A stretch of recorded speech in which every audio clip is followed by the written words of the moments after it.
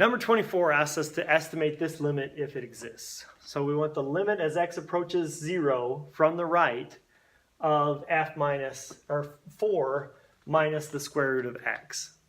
So for this one, what we mean by approaches 0 from the right, if this is 0, this is 1, this is -1, we want to know what's happening as we get closer and closer to 0 from this direction.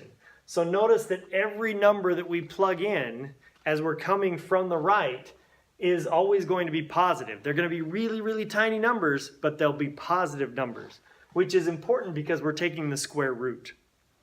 If we were coming from the left, these would be really, really tiny negative numbers. And if we tried to take the square root of the negative number, now we're not going to find any real solutions to that.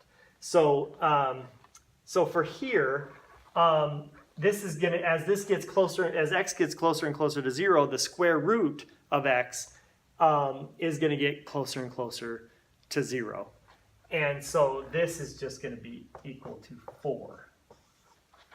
Now be careful with this, because if we were to ask you the limit as x approaches 0 from the left, it would not exist, because we would be trying to take the square root of a negative number. But here, since we're coming at it from the right, every number that we plug in for x is going to be positive.